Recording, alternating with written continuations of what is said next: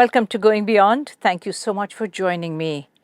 These days, to be a parent with children in this high-tech age is really no joke. So I thought, let's get a professional view on this by inviting my guest here today.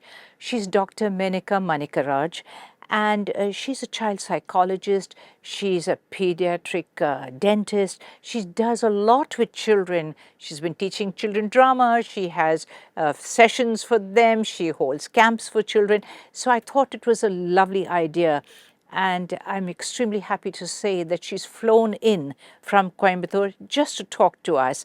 Thank you so much. I do appreciate, Menaka, you coming in. Thank you very much. Thank you, Jennifer. Thank you for the very flattering introduction. No, it's a right one, I'm sure. I'm sure it's not a mistake at all. Now, let me start by asking, have I made the right assessment by saying it is hard to bring up children in this day and age? It's hard from many viewpoints, right? There are many reasons why it is hard. It's actually harder for the children. Really? Than it is for anybody else. Because they are, I think, the purest form. For a child that is born today is the same as a child that was born to a hunter-gatherer, right? There's no difference.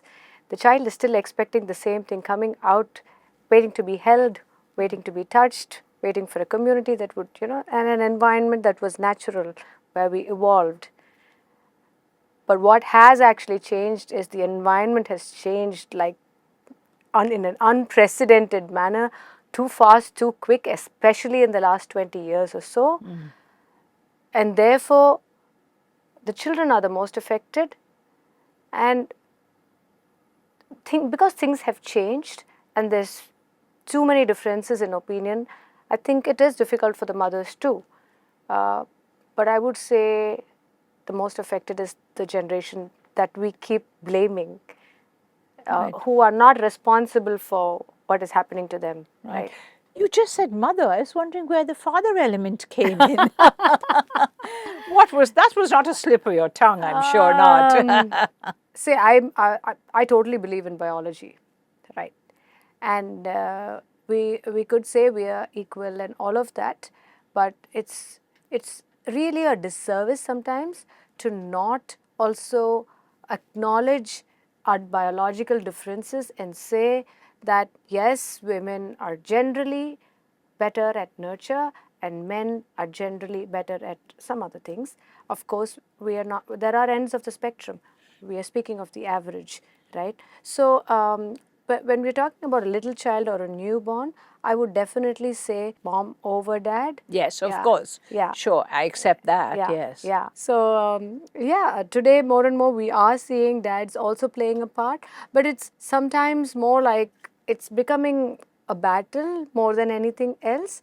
That, okay, I did this, you did this. I do one diaper change, you do one diaper change. It has kind of come to that, which is not ideal.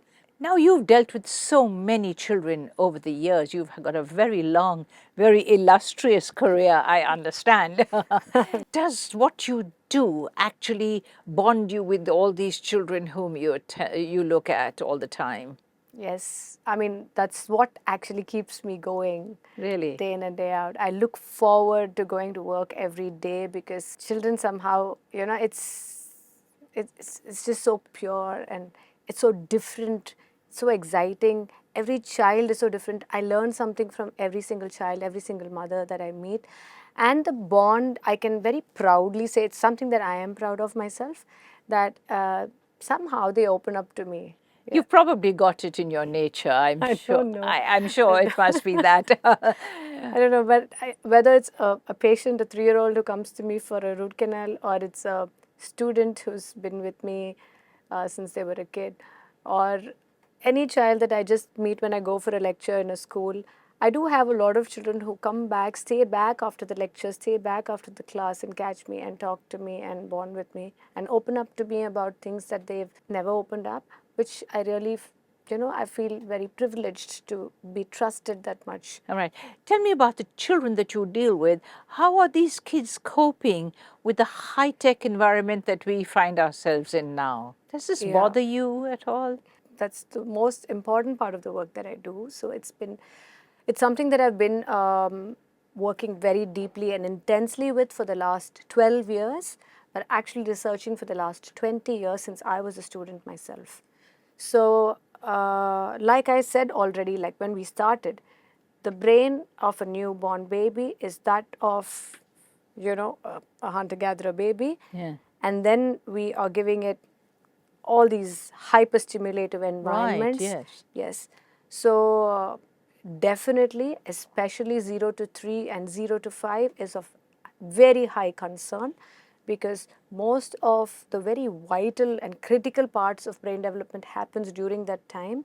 And we have parents today who are giving devices to their children as young as 4 or 5 months old. By devices, you mean a cell phone? You mean a laptop? Cell phone, laptop, iPad, you name it. There's something wrong there to my mind as well, just as a lay person. Yeah. Because how then is our child going to actually differentiate between what's good, what's nice, what I should be doing, what I shouldn't be doing? Is it just shoved onto a child, really? Like every time, okay, a patient walks into my clinic and I say, okay, there are a lot of cavities, and the mother would say something like, "Nariya chocolate saapidra kelinga." And then I'll be like, "Who's getting you the chocolate?" And he'll be like, "Tata." I'll be like, "Okay, then I should ask your tata, not you." Yes, Right? grandfather, yes. So, similarly with devices, as soon as I start my conversation, because I have the conversation with every patient and every child that I meet and every parent that I meet, I spend a good 15 to 20 minutes on that. And every time I ask the parents, okay, what's the screen time like? They immediately point to the child, see? And then I say, I'm not asking him, I'm asking you. Because who bought the cell phone?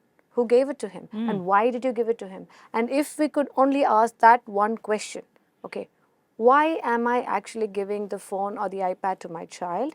Is it really because my child is going to benefit from it, or is it just convenience? I think that clarity, that question, every time we think we are justifying ourselves by giving it, I think that one question will give us the answer, because 99% of the time it's because it's more convenient for us. But we try to say things like, no, Miss Rachel teaches them language, no, Peppa Pig gives them accent, whatever. Making up an excuse for what one was actually doing. Yeah. It's almost like we've become, we've outsourced parenting completely to gadgets, and the human part of it is lost. And we are seeing the changes now. When I started talking in 2012, about 2014 about this, there was zero evidence. And now we have so much evidence showing actual physical changes in the brain. Really? You can tell from the scan of a child who has been on gadgets, even for just 2 hours a day, you can tell physical changes in the brain. Wow. Yeah. This is really news to me, it really is news to me. So how much education are the parents getting then in don't do this, it's not necessarily the right thing that you're doing, or don't they listen to people like yourself? I mean, you're a psychologist, you've been dealing with this kind of issues for just so long. I mean, what is the medical fraternity doing about it? Yeah, so I think just like we have vaccinations, which have become mandatory, and we all talk about it. So when a baby is born, I think very sadly we keep talking about prevention is better than cure, but we don't practice it, especially doctors. I think it's every doctor's duty to, as soon as, even before the mother, even before the baby is born, to start talking about what not to do, to not give in, because it's very important, because these mothers also don't really want to, many of them don't want to, but what happens is they have a second baby sometimes, and then they're like too busy, there's no help around, they a parent passes away, they suddenly shift jobs or they shift home, something changes in the environment, and then they think, okay, for these few weeks let me manage with just giving this device, gadget. Yes. But if only we could actually prevent this by educating them even before this happens, saying, okay, see, this could happen, this could happen, this could happen, and all these are the points where you will kind of give in to the temptation to giving. And what will happen after that, that just within a few days, you will see these changes in your child. Your child is going to get addicted to it. He's going to show some behavioral changes, some emotional dysregulation, and blah, blah, blah. And if you're going to actually scare them, which is the truth. So if you're going to give them the undiluted truth, it's going to be quite scary. And no mother is going to ever do that. Right. You know. So my next question, you've taken it from me, that I was going to say whether parents actually listen with rapt attention when somebody like you is talking just the way you are right now to me. I mean, I am absolutely enthralled, and I'm literally, just listening really carefully to what you're saying to me. So how They do the do. parents react, Menaka? I talk to large groups of parents, small groups of parents. Most parents are, you said they are, because my content is quite evidence-based and scientific, and therefore it's quite engaging, and because I do have the clinical experience as well, so I keep giving them, real life anecdotes. So from one talk to the other, from today to tomorrow, it's going to be different because I've already seen 10 other children, right? Yeah. So it keeps evolving. So it is quite interesting, the content. So people are definitely very engaged till the end. But I also always will have that 2 or 3 people in the crowd would question saying, but then ma'am, technology is, this is where the world is headed. We can't leave our children behind, but my child is learning so much from it. I'm learning so much from it. And all these reasons why they want to not take it away from them. But what happens with us is, the more we keep ourselves distracted, right? You overstimulate yourself and you keep yourself more and more and more distracted, the more distracted you become. And a person who has kept themselves too distracted loses the ability to say what is relevant and what is irrelevant. What is foreground data, what is background data, what is important, what is not important, what is useful and what is not useful. Right. And then, so what happens is, this parent who's talking to me sometimes is themselves consuming too much information and is unable to see that they could do away with most of the stuff they're consuming and actually just, see this much. Correct. So to be able to see that, you need to now detox. You need to now give downtime, and like complete downtime, to actually try and rewire this brain to come back to their senses, to actually see and prioritize and say, oh yeah, I actually didn't need this. Oh, this is not important. This is just waste of time. This is not relevant to my life, because that's what the algorithm is feeding you, right? We had the whole world watching Johnny Depp's divorce for like ever, and every single person I spoke to had a reason why they were watching it, though it was not related to them. So what happens is, the more you keep yourself distracted, the more you lose, the sense of, is this necessary or not? And then everything starts looking important to you.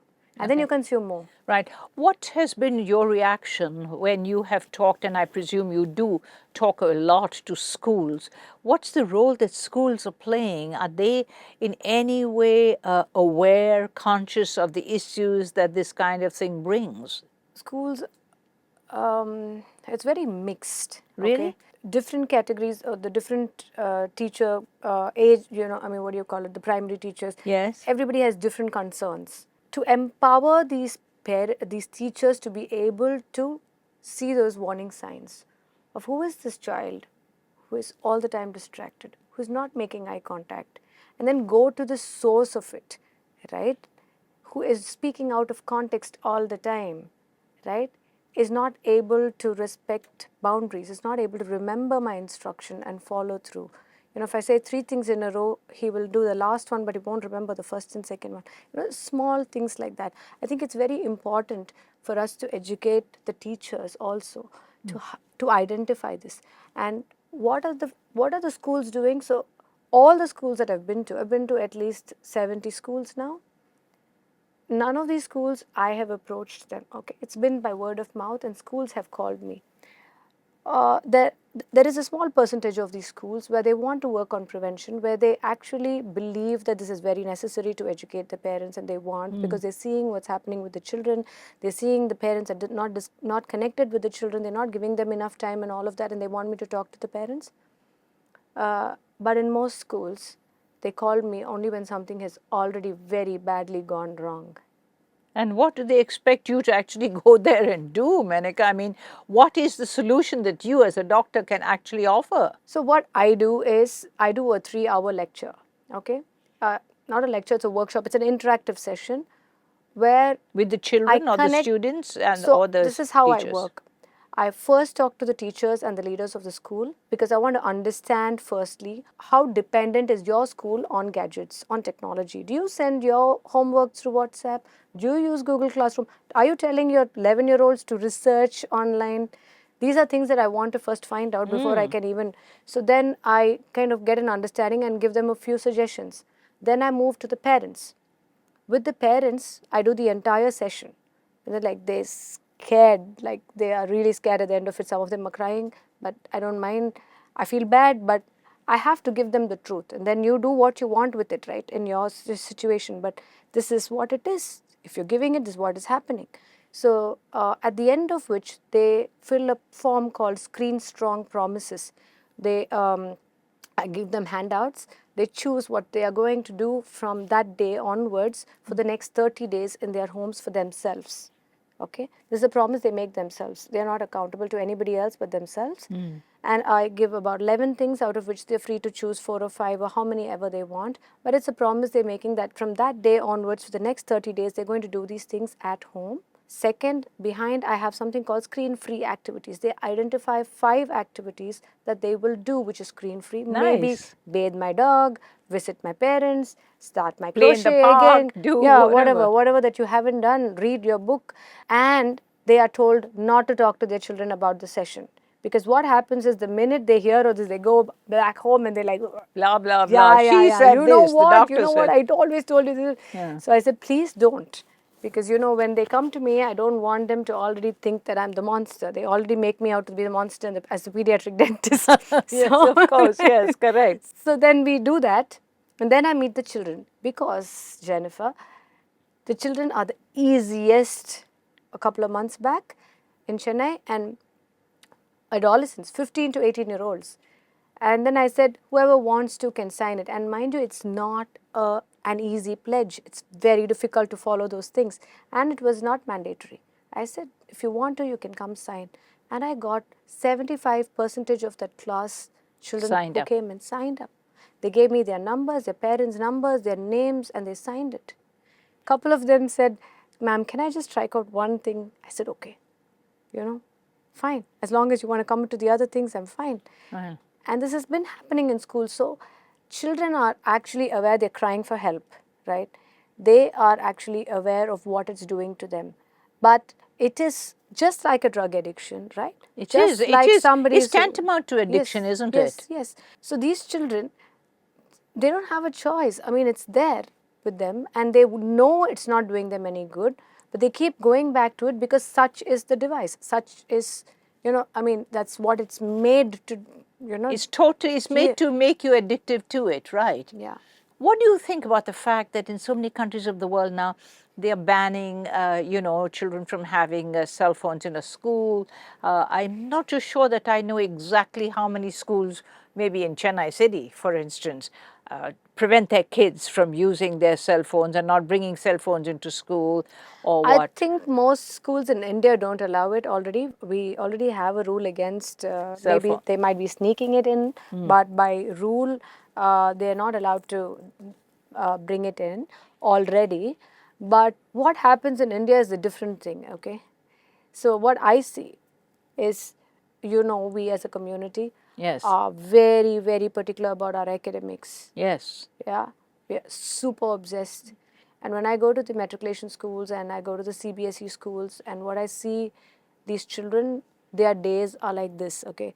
They wake up at 6 o'clock, they're in school till 5:30, they go back home, they go for their JE coaching, NEET coaching, blah, blah, tuitions, whatever, come back home at like 9:30, 10 o'clock, and then is their time after dinner, and they go to their room.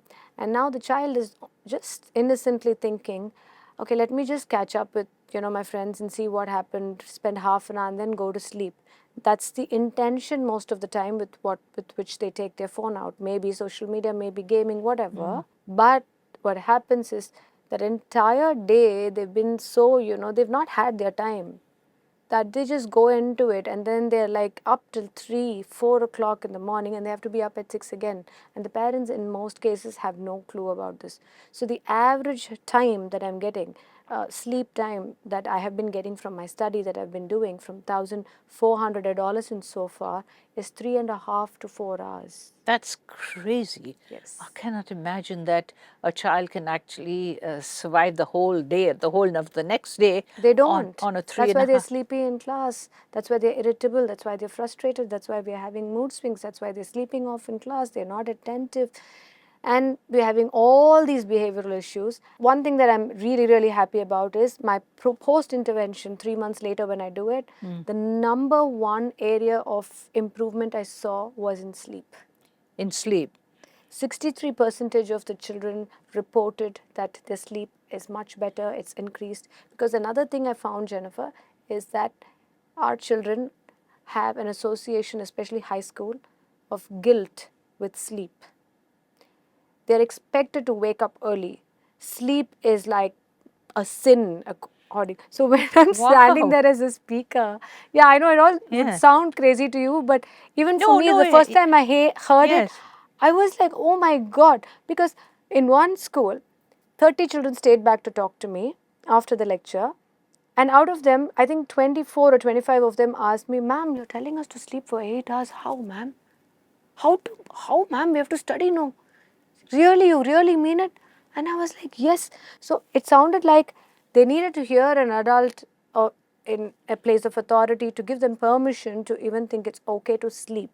Right? I mean, you can only recall our own experiences where we were packed off to sleep 7:30 and 8 o'clock at night, no matter what, come what may, never mind what was happening, isn't it? Yeah, and see there is another very, very interesting, important distinction that we need to make here when we talk about adolescence, is that the adolescent brain, there is a shift in the circadian rhythm itself. Okay, it's physiological, where they actually feel sleepy later and wake up later. So that's why you see, you try to wake your 16-year-old boy in the morning and he's like, you know, he's spaced even out. at 9 o'clock or 10 o'clock, he's still groggy, right? That's physiological. That's not because he's being a rebel or because he's become lazy all of a sudden or anything. It's his hormones, right? And we don't have an allowance for that in our system, right? All the children go to school at the same time, all the children wake up at the same time, come back home at the same time. So just at least a little bit of education and understanding that, okay, this child at this age is going through this hormonal changes, and therefore he's not really doing this on purpose. It's not like voluntary, it's involuntary that these things are taking over. And so how do we balance it out? Maybe he's more productive later in the night. Can we, give him time at least on weekdays to sleep late? Is the purpose, I know that you do camps for children, a lot of camps for children. So do you find that that is a great way of them sort of almost de-stressing out, and do they really enjoy it? How long are those camps? Let me ask in conclusion, like tell me about those camps, what do you do there? How many children are there? How often do you conduct it? Who are the participants? Tell me. I do two kinds of things, Jennifer. I teach drama, and Oh, lovely. I love it. Yeah. So my course is called Let's Act. The full form of which is Let's Get Our Act Together. So it's life skills and social skills through theatre.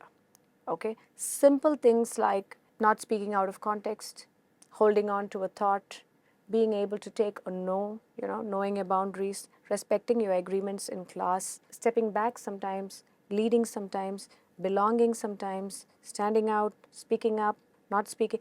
All of these very simple, subtle things that children should automatically learn from their environment, which sadly they are not today because we do not have enough human interaction. Simply because of that, right? So this is what I try to bring in these classes. And when the batch is ready, when I say ready, I mean like I've kind of, shepherd them to that point, yes. A point. That's when we take a script, we write a script for that class, and then we make it into a production. That's one kind of camp that I have. It's regular ongoing classes, and I also do 3-day, 4-day camps, okay, for different, depending on the age groups. The other camp are the farm camps that I do, which is more all the outdoor stuff. You do your rope courses, you swim, you harvest, you plow, you do your mulching, you do your sowing and planting and harvesting and beekeeping and cook together, camp together, drum together, do drama. Lovely. We do a lot of stuff. I'm getting excited thinking about all the stuff that, we ourselves learnt as children because we were encouraged towards it, Have you put how many, I mean, you did say that you like 60, 70 schools is where you've been. Are there other people like yourself who are doing this kind of thing consciously so that children and parents, or parents first of all, I can see, will get aware that this is not going right. They should be doing it differently. Are there other people who are doing this as well? I know a few psychologists, but see, the thing is, when I sit, for my practice, the child who comes to me is already affected very badly, and we see them after that. And it's actually at that point very difficult to even tell. Because, today we have something called virtual autism and virtual ADHD, or secondary autism, where it's very difficult to tell the difference, because you have to go deep into the history to figure out when did the screen start, before that what was the child like, when did the developmental delay happen, what happened to the speech, how was it before, how was it after, what were the other things in the environment that could have affected it, and all of this before we can even arrive at a diagnosis. Even then, we are not sure. While one-on-one work is happening, where there is a need, and the school refers usually to a psychologist or a psychiatrist, or the school refers to a special educator, or a pediatrician picks it up.